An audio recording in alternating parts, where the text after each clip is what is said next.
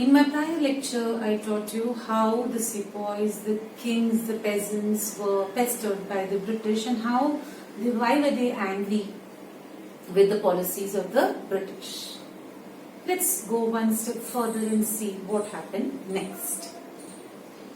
Now, we come to know all this because certain people at that time had written books on the happenings which were happening around in the country. So when we take small excerpts means a part of the book when we take and we read, we'll come to know slowly, gradually what happened and how did the actual mutiny turn into a rebellion. So let's see first example what has been given in your book, an excerpt from a book, a person called Vishnu Bhatt. He had written in his book that the British now wanted to bring to an end the religion of certain community, like it was targeted. Those thoughts were his, and it was targeting the religious sentiments of Hindus and the Muslims because those were the prominent in number at that time. And for this, in his book he wrote, for this purpose, the British made 84 rules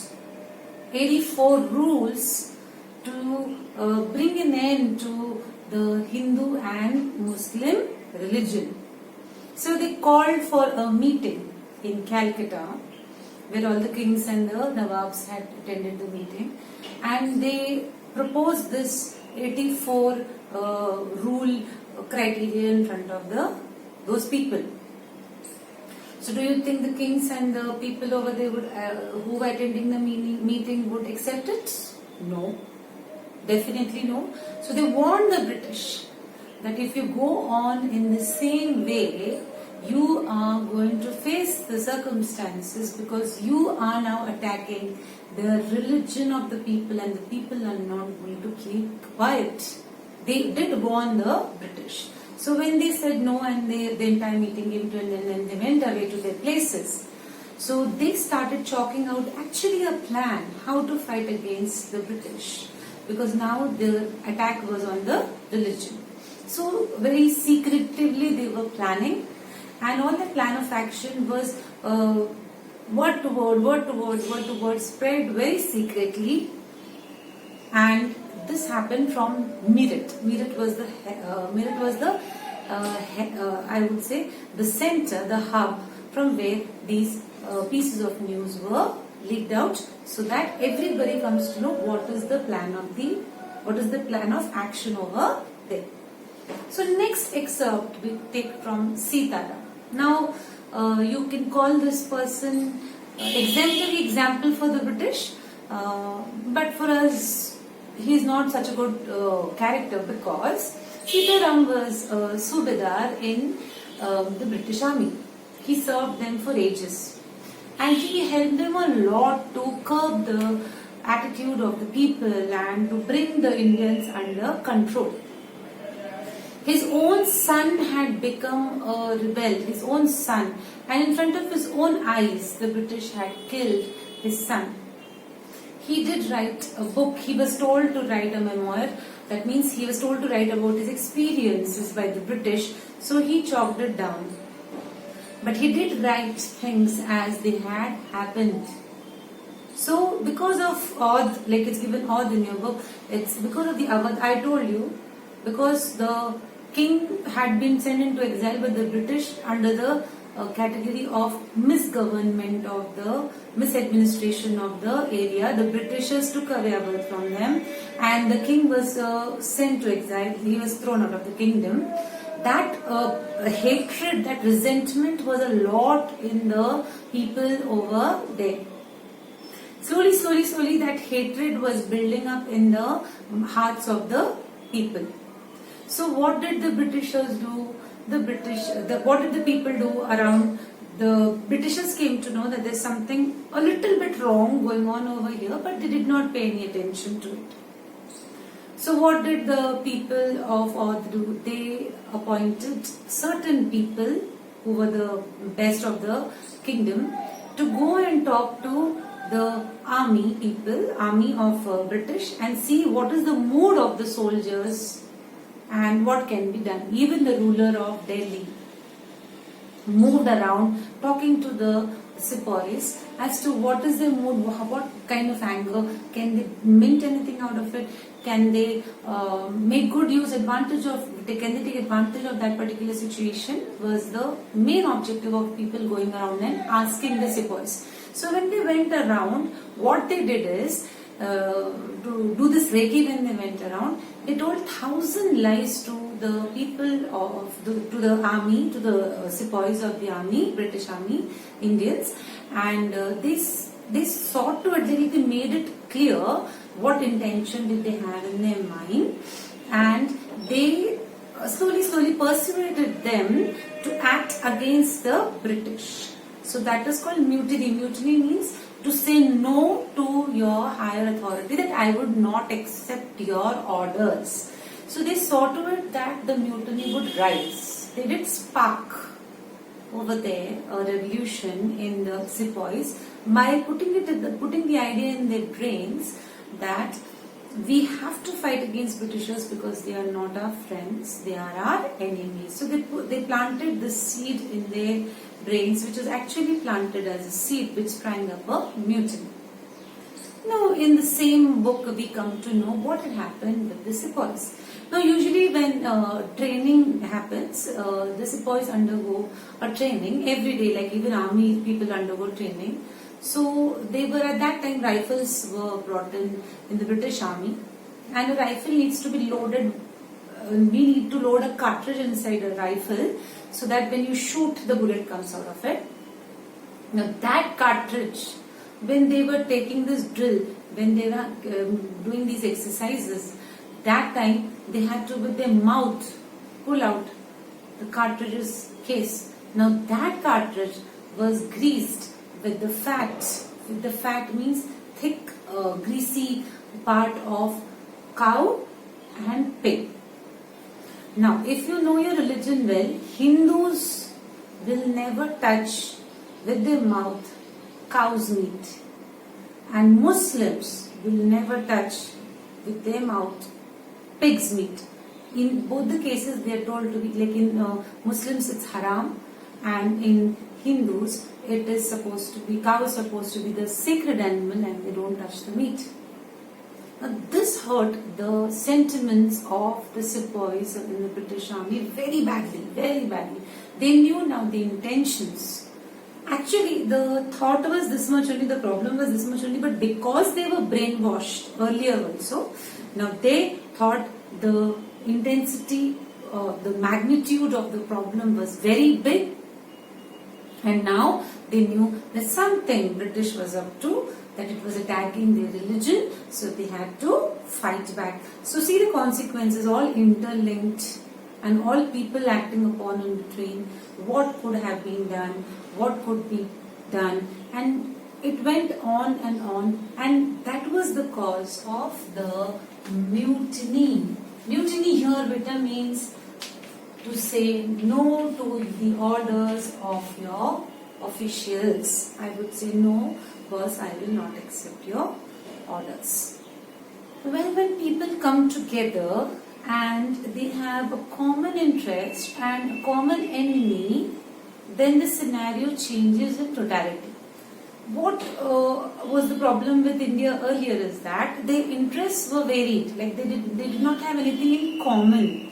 Now that they had a common enemy, they had a common notion in their mind, they knew what was to be done. And when you have common interests, you come together. You communicate, you act together, you plan together, you intend to do things together. So when the Indian soldiers came together, of the British army came together to say no to what was happening, it was not only confined to a small area in Meerut, it spread all over the country. The word spreads very fast. The word spreads like fire. So because everybody was under the impression that their religion is under threats, so they knew now that had to fight back the British army. So this particular mutiny, what they were saying no to the British, suddenly turned into a rebellion. Now let's see the slowly what happened one after the other. Now what happened is Mangal Pandey, you must have heard about him and seen a movie also based on him. Mangal Pandey refused to use those cartridges because he knew that he was a Hindu and he would not use cartridge and put a cartridge in his mouth which was made out of cow's fat. So he physically assaulted, he attacked and killed a few British officials saying, I won't listen to whatever is happening, and when he was forced to, he retaliated and he killed. And for that he was hung. In 1857 he was hung to death. When Mangal Pandey was hung to death, now the other soldiers wouldn't keep quiet in Meerut. So what did they do? Around 85 people said, we will also not use these cartridges and we are saying no to your orders. So what happened to them? They were put in jail for not listening. They were firstly taken off the army and they were told that they were sentenced to prison over there, and they said because you have said no, you went against us, so that's a punishment that will be put imprisoning you. Now after that what happened with the other soldiers? Be quiet for no rhyme or reason. 85 people were put in jail. So the other soldiers marched till the jail, attacked the jail, the British people in the jail, authorities in the jail, released those prisoners and took away the arms and ammunitions. They looted the arms and ammunitions, killed the British officers over there. But now the question was, I have a leader named British. Now if I don't have a leader named British, who would govern the country? So the only thought which came to their mind was the Mughal Emperor Bahadur Shah Zafar. They knew that he had the capacity to rule the country. Though he had become old, but under his reign only most of the, as I said earlier also, most of the Indian territories had come under one control, one guidance. His kingdom was too huge. So what they thought is, why not go to the emperor himself? He was in Delhi at that time. So from Meerut, these soldiers rode all night long to Delhi, and they went and surrounded the Red Fort, demanding that we want to meet the emperor. Now the emperor was old. He did not have any idea that such a thing also could take place, and he was actually in dual mind whether he should be with the British or whether he should be giving support to these soldiers. Now being and lover of the motherland, Bahadur Shah Zafar also took sides of the soldiers. So what he did is, he immediately called upon a meeting and then spread the word that let's make something called in English a confederacy. Confederacy is a union of people or states which have same mindset, same ideologies.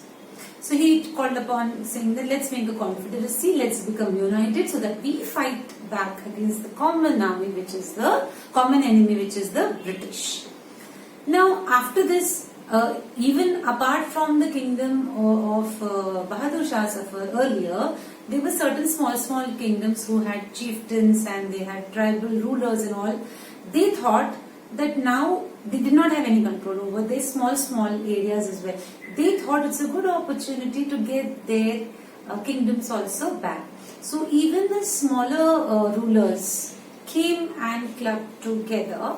The British thought it was only a minimal version of a problem, the minimalistic version of a problem where only it was the matter of a cartridge. They could have found a solution, but they never thought in their wildest of the dreams that it would become such a great rebellion and then they would face such a huge problem. It was all over the Indian India then. It was all over the India because of the call of Bahadur Shah Zafar.